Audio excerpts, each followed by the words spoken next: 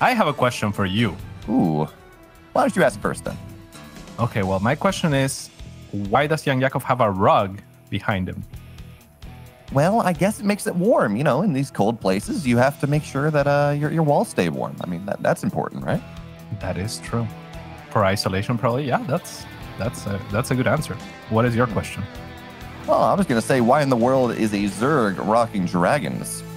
Because, you know, I don't know that Zerg has plenty of things. You have drones, you have queens, but nothing really is a dragon. A dragon? Mm-hmm. I'm not sure. Is this like a Fear Dragon type joke? We got that nice green dragon for CSO Esports. Oh, yeah, for sure. It kind of looks like a corrupted logo of Team Liquid. If you look at them side by side, it's like the horse died and revived. Oh, no. Well, I mean, zombies they're a thing. I mean, they're less of a thing than they used to be, but I guess we can go for that. Yeah, for sure. What is the name of his team? I'm sorry, I'm unfamiliar with it as well. CSO Esports. They came out of South Africa, I think. They signed up a bunch of tier 2 players. They're working with YoungYakov, have been for a bit, and they run some tournaments on the side themselves. Fantastic. $50-$100 cups.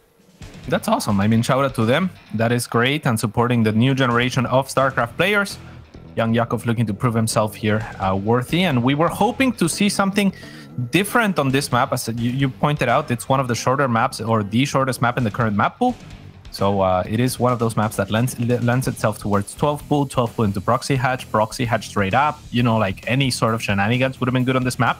Instead, YoungYakov is just gonna go to his third, or what would be his triangle third, as he gets blocked from the natural expansion to start things off, which is pretty normal in this matchup. But given the distance of the map, it's gonna make it easy for MaNa to, you know, cross fast with Adepts and maybe look for some damage.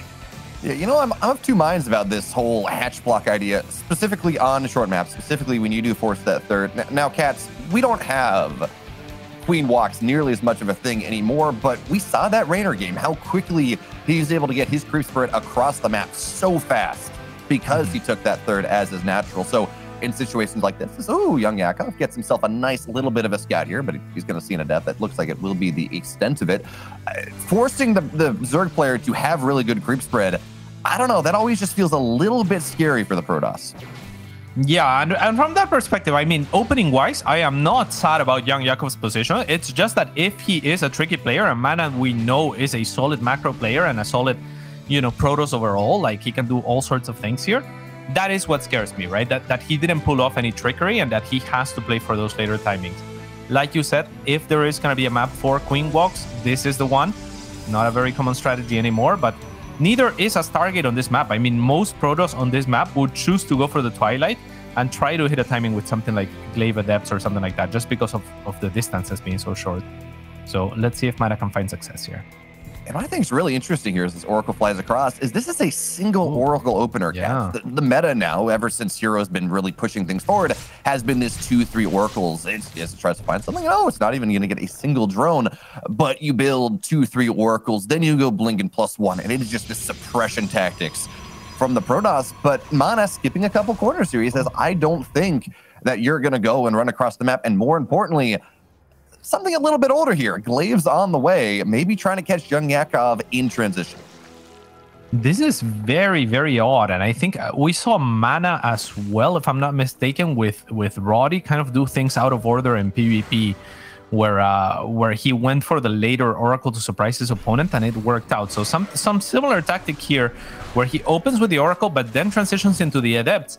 Now, I'm not sure that I'm a huge fan of showing the Adepts right now, because look at that. Instantly, YoungYakov's response is going to be like, oh, Adepts? Potential surprise with the Glaives is kind of gone. That being said, that's a late Roach one right there. So yeah, it's going to be on the way, but Glaives will finish first. And MaNa, of course, this is without a Robo. He's not going to have a lot of reinforcement utility behind that outside of it being Berlingrad and being fast. And we talk about scouts. Well, YoungYakov, he will see the Twilight getting chronoed out now. He's a great idea of what's happening, but he's got a great idea of what's happening as these Adepts arrive up the ramp into the natural. Cats, how much damage can YoungYakov get done? Well, nothing right there. There's a wall. Yeah, but the third is still exposed, and like you said, the Roach Warren is still late enough that even though MaNa did give YoungYakov a little bit of a heads up, it's still plenty of adepts here. Those queens are without transfuse, and the Oracle's trying to contribute. I'm not sure if that's the best way to use it, but it's gonna work out for MaNa so far. I mean, killing all of the queens is huge, and he's gonna do exactly just that. And you know, if YoungYakov wants to have a wall of there, that means he's gonna expose the rest of his drones, at least the third here, and a very successful attack so far for MaNa. It doesn't even get that many workers just yet, but you kill 4 queens, you kill a spore, you put a lot of pressure on this third base. In fact, if YoungYakov is not able to open that wall and bring roaches across, that third base may die. But look at this, MaNa behind this. Around. Yeah, he's got some. Oh, he's got a fleet beacon. This is going to be Mass Phoenix. This is really cool. This is really cool. I'm actually very surprised though that MaNa didn't turn around and fight those roaches. It was just like 5 roaches at the time, and he had a lot of adepts, so he definitely could have traded a little bit more with that. And like you said, I mean, YoungYakov didn't lose that many workers, but it's still a lot of mining time and the queens that he still has to replace. So, you know, each one of those worth at least 3 workers. So in that sense, he did do enough damage, I think, to justify his attack and gets away with all of the units to justify just not making anything else until the transition that you've talked about here in carriers. And you know, Cats, the interesting thing about this, by knocking those queens down, it means there are only 3. So yeah, you have enough to inject. YoungYakov can maintain his production well enough, but his creep spread is not good. He's got, what, 1 screen outside of the third base. So the adepts, they're going to show themselves here once again, and he's just going to try to find a little bit more damage. Cats, I think at this point, there's just too many roaches. So they run in, they run out. They say, hey, you know, YoungYakov, you can't get too greedy now, can you? But third Stargate on the way. Carriers as well. MaNa, he says he's got enough damage, and time to just go in the late game. Quick as you please. Yeah, MaNa's a little bit supply blocked. He'll utilize that to make an extra Stargate and get his upgrades going.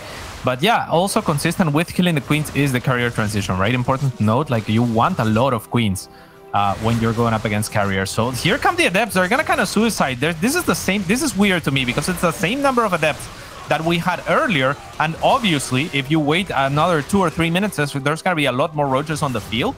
So really just relying or hoping that YoungYakov would be caught off position here completely, or maybe wanting to get a scout off. I don't think that was worth it for MaNa, who gets 5 workers for a ton of adepts that, again, could have traded much more efficiently earlier for the roaches when there was 5 roaches against however many adepts that was, like something like 12. YoungYakov getting a scout now, so queen production will resume. That's a decent amount of drones caught in the stasis, but here come the roaches onto the third base, trying to catch MaNa in transition, because what do we have right now? We're looking at 2 oracles, 2 void rays, 1 carrier trying to make something happen. So they're going to kill these roaches, but not all that fast. Shield battery overcharge, well, it's just going to get depowered. And YoungYakov in game number 1 looks like he will at least be able to break the economy at this third base, if not the third base itself. And if the roaches won away, there's a tasty, tasty 4th base there, Cats. And doesn't look like there's a lot to deal with that on the other side of the map. The Oracle finding a little bit of value, but 4 workers are not 14, are not a base. And YoungYakov, he's got to be pretty damn happy with that. He's got to be. His only problem is going to be the counter offense. There's queens in production nonstop since he scouted the carriers. That was a really clutch scout with the Overseer, and there's a Spire as well. So that is good on the side of YoungYakov. And again, this attack was sponsored by MaNa's over-aggression there with those adepts very late on, right?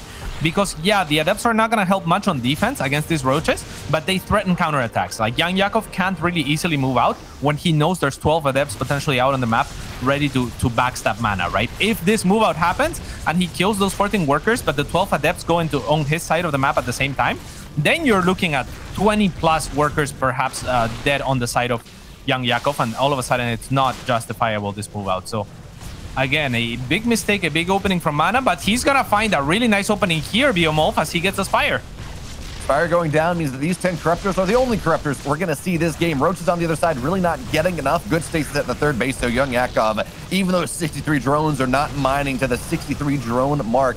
And Cats with +1 done here on these carriers, even if it's only 3 of them on the other side, I'm not sure that 10 Corruptors are going to be enough to tell this story, at least make the story end the way that YoungYakov would like. They're going to try to dive right now on top of these carriers. Void Rays, they've turned on that prismatic alignment. They're killing them. And sure, 1 carrier is down, but so too are all the Corruptors. And YoungYakov, he had a tasty little move out. He killed a 4th base, but that is it. MaNa, he goes up 1.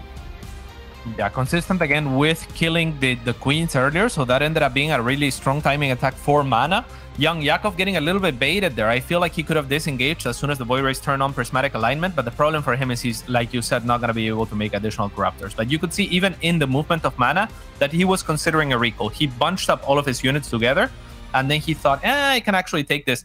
If YoungYakov goes away, then maybe you look for the recall, right? Because he's going to give you the space if he respects the Prismatic Alignment. But if he doesn't, I mean, MaNa more than happy to take that fight and the game with it. Absolutely. I mean, knocking that Spire down meant that instead of a game where YoungYakov, arguably, he's got a chance. He has knocked the economy down. That fourth base is wonderful. It moved into a game where really there was no shot anymore. +1, +2 carriers are just really powerful at that stage in the game. But if you're YoungYakov and, well, maybe you're more comfortable in the early game, maybe MaNa is more comfortable in the late game, the next map we got here, Cats, it's not going to make YoungYakov all that happy. It's the biggest map in the pool. It's got tons of bases. And really, you don't break 4 bases here. Yeah, it's a very good Protoss map, especially in this matchup, right? For the reasons that you're mentioning. It's one of the more defensive maps out there. Just the topology of it really lends itself for SimCitying, and just there's a lot of chokes. It's difficult to break. No open spaces, which Cirque likes in particular. But it's also not very long in terms of rush distance, and there is no ramp leading to the natural. So this could be where we see a proxy hatch or something of the likes from YoungYakov. Well, you know, hopefully, Cats, you've summoned. Give me the games that make no sense, because that's why we watch StarCraft in the first. I don't know about you. I mean, you may want to see the standard game over and over again. That's valid, but no. Inject the insanity into my veins. That's what I'm here for. Yeah. And I feel like it would make sense, right? Like, so the game plan would make sense because of the reasons that we've mentioned. So sometimes the games that make the least sense are the ones that make the most sense in a weird way. Let's see if YoungYakov agrees, and if he's gonna go for some sort of proxy hatch, maybe at 12 point, then drone starts. So it's just gonna be up to him. In the bottom left-hand side for CSO Esports, it is YoungYakov. And in the upper right, he's up 1 now, trying to secure a better spot in this group for Team Liquid, MaNa. Phenomena. Yeah, let's see. YoungYakov readjusting his headset a little bit there on the camera. As he has the rug, but does he have the magical lamp to go along with it and give him a wish here to get out of groups? Trying to fly his way into a better spot, you know. The question, even if you do have that magic lamp, there's no saying that it still has any wishes left. I mean, you hear the one myth where you always get 3 wishes, but you get others where the genie says, "Yeah, I have 1 wish left. What do you want?" That wouldn't be very magical. I think it activates based on each person, though. Like, I don't think you can spend my wishes type thing. You know, it's like the genie's used to giving 3 wishes away to each individual, I think is how it works. I could be mistaken, though. I mean, there's probably different brands of magical lamps out there. So, Cats, if you had a StarCraft 2 genie that gave you 3 wishes, what would your wishes be? A StarCraft 2 genie? Exactly. StarCraft 2 magic lamp. Well, number 1 would be StarCraft 3, but does that qualify? Because I'm already like out of StarCraft 2 at that point, right? Yes, like, I'm not sure if it's within the parameters. Yeah, so like, are the wishes for myself? I guess I could take them for myself if I'm very selfish, and I think people are inherently selfish. So I guess I would.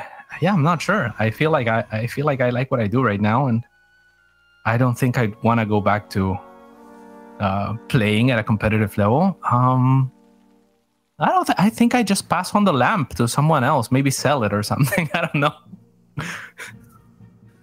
Fair enough. I mean, who would you give it to then? Like, oh, hey, Skillus, here you go. Here's the lamp.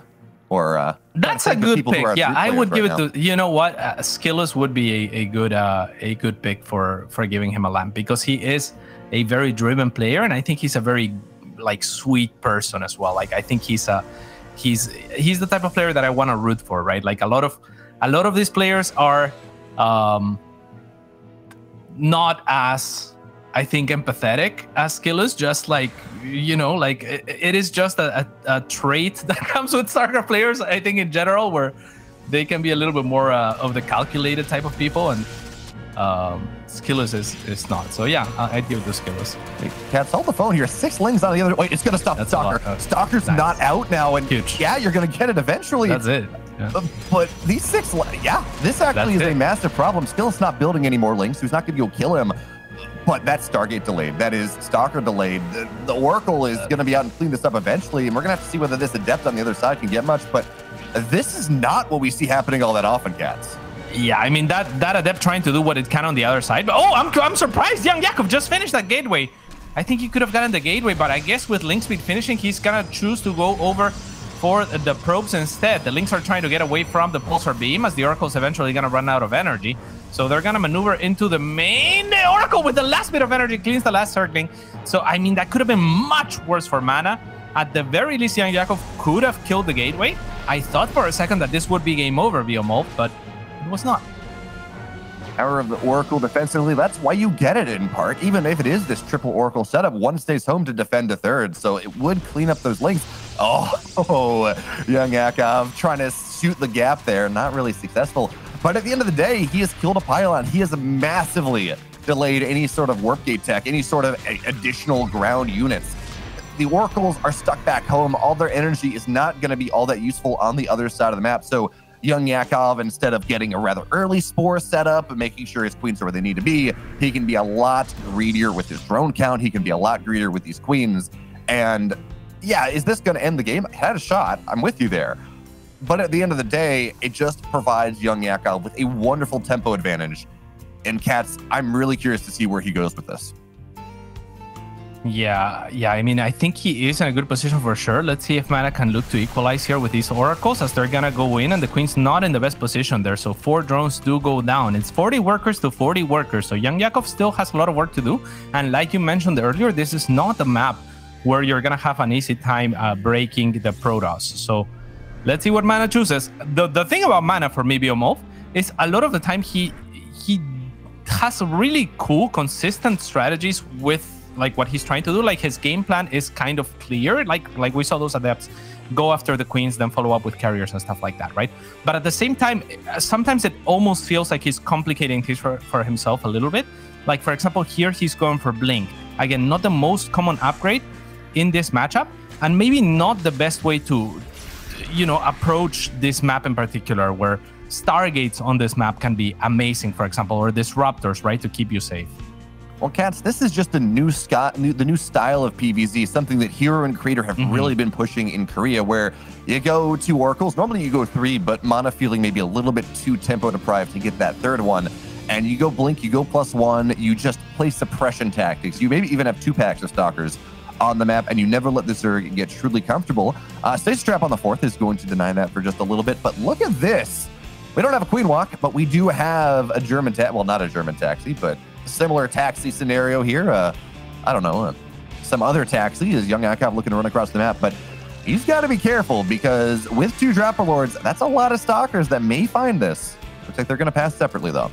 Yeah, but at the same time, this is kind of what I was talking about. This is a lot of Stalkers are not going to be great against Zerglings and Roach numbers. Like, I think that this could very well work out really well for YoungYakov. The Stalkers are going to reveal themselves, which is just going to give YoungYakov free reign to chase them. And yeah, you see instant recall already. So now you have Blink Stalkers on defense. Luckily for MaNa, the Oracles are doing pretty good. They're intercepting some of those Ravagers, the more expensive units that he's going to have to work with.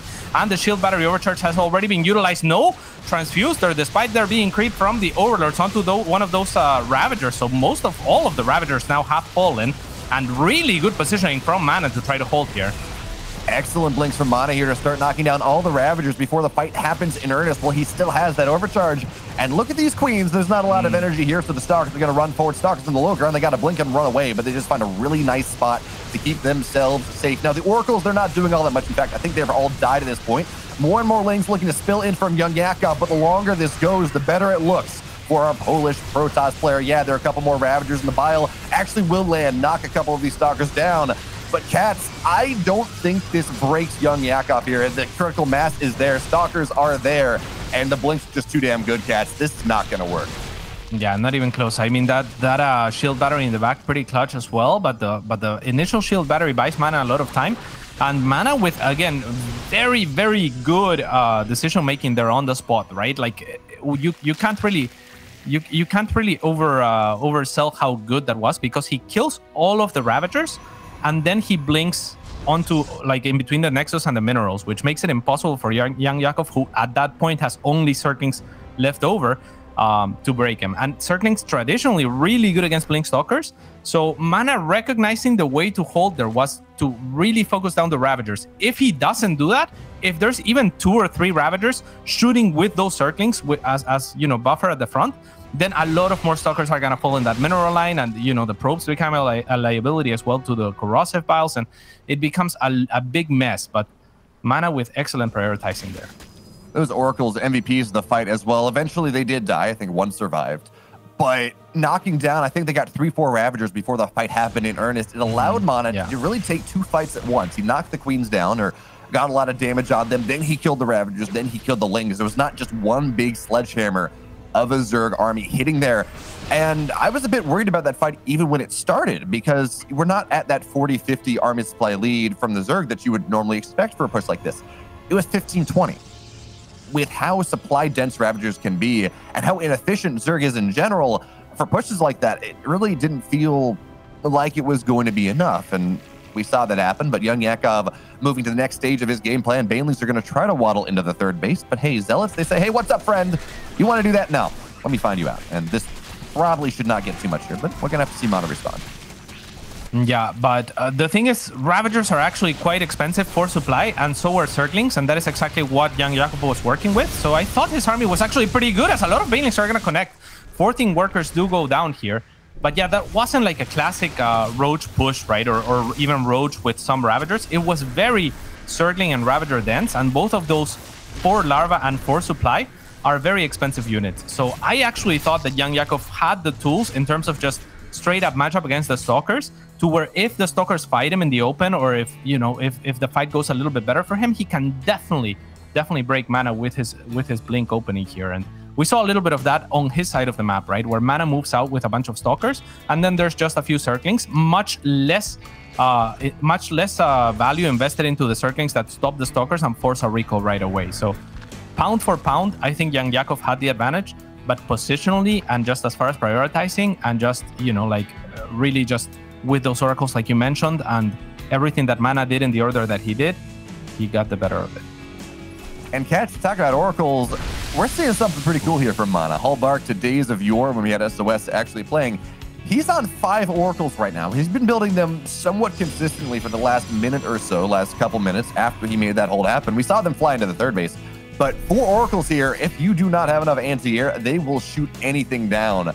They're glass cannons, but they do so much damage here. So Oracles, yeah, they're just going to knock the spore down. They say, hey, it doesn't really matter, not targeting it for a second. And MaNa, a bit of miscontrol there. He could have gotten a lot more, certainly killed the spore and killed more workers, but instead, an Oracle will fall. But behind this, you know, Cats, you talked about how this was going to be, this is a great carrier map, a great Stargate map. Well, we're getting there now. +1 air on the way, additional Stargates, Fleet Beacon, all those wonderful things. MaNa feels comfortable enough that he's not going to rush into it too fast this time, not really leaving an opening for YoungYakov to punish.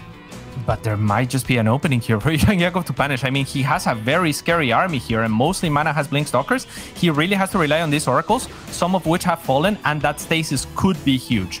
MaNa needs that stasis to be huge, and actually these Oracles are going to say, come at me, and YoungYakov's going to do exactly that right now. So let's see if MaNa is going to be able to hold this. This is a very scary attack. Again, Stalkers against Lynx are not ideal, but the stasis is great here.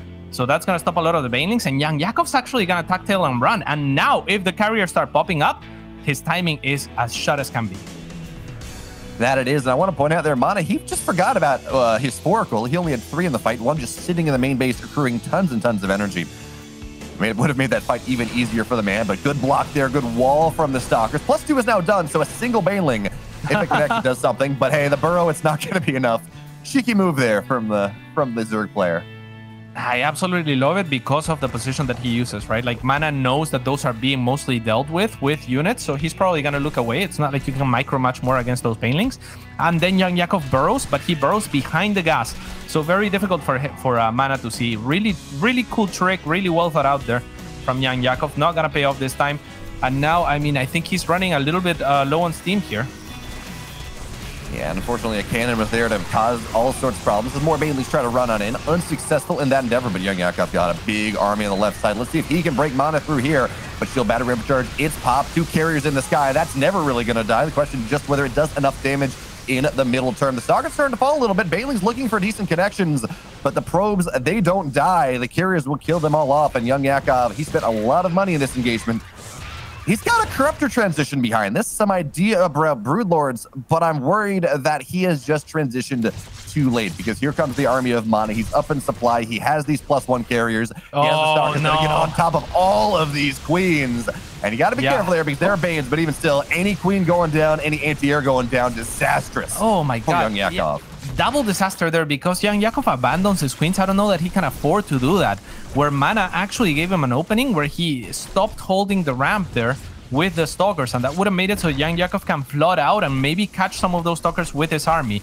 I really wish the attack that we saw from YoungYakov, we would have seen a minute or two before when we were talking about it, when he basically was at a very similar supply, and MaNa had exactly the same army minus the carriers. And I think then it could have worked, or it at least would have traded much better. But once those carriers are out, I mean, like you said, it's gonna be, those are never gonna die to the army that YoungYakov has. So very difficult to push on through. Now trying to connect with the Banelings, and the Corruptors are doing a good job in the air, but he has already lost one of his bases. Yeah, losing bases is never good. The Corruptors looks like they will knock down this Sky Dust army, although losing a decent amount in exchange. And if YoungYakov can somehow find this Broodlord transition when the army is still mostly ground, and it's not, we have more carriers on the way, maybe there's a really slim timing that he can look to hit where he can actually put pressure on the Protoss, but he's on 62 probes. His army supply isn't incredible. More and more carriers are on the way, so even losing them, there should be more. I don't know that that timing is ever going to serve as really, Cats, and MaNa just continues to grow. He's on 5 bases. He has additional upgrades. The army is just so damn expensive. Yeah, this is looking worse and worse for YoungYakov, right? Who I think had decent openings in this game. His first attack was looking really promising in my mind. And then later on, he had an opening when the carriers were not out, because MaNa had invested into triple Stargate, Fleet Beacon, and 2 carriers in production. That was, I think, his window. But he looked at his screen and he didn't like what he saw. Us looking at the whole screen, I thought that was his go time. But he missed both of those windows, or actually MaNa really just with a fantastic hold in the first window. And now he's just kind of dead. It's going to be extremely difficult to come back. I got to say, though, when we have players that come in new to DreamHack, YoungYakov, this is his first time, you don't expect them to win a lot. I mean, Milky Cow, 3 seasons ago, Battle Beast, similar idea. And eventually they start to come to form. So seeing YoungYakov with opportunities to win this game, even if it's not working out for him, it does give us a little bit of hope for the young Zerg's future. But again, as you said, for now, it's 50 supply lead for MaNa. He has these carriers. He has +3 on the way, +2. A 5th base will go down. YoungYakov looking for one last-ditch fight. Krups is trying to dive on top of this Sky Toss. And, you know, they're not even going to get that one, maybe with these Vipers as well, but there's just not enough anti-air. Parasitic Bomb on top of the Oracles, because why not? But actually, okay, it looks like YoungYakov, maybe he's going to take a decent fight here to start, but I'm looking at the supply, I'm looking at reinforcements, I'm looking at everything else dying, and I'm not sure that this fight even matters, really, Cats. There we go. It's going to be a good game, and with that, MaNa's going to take a swift 2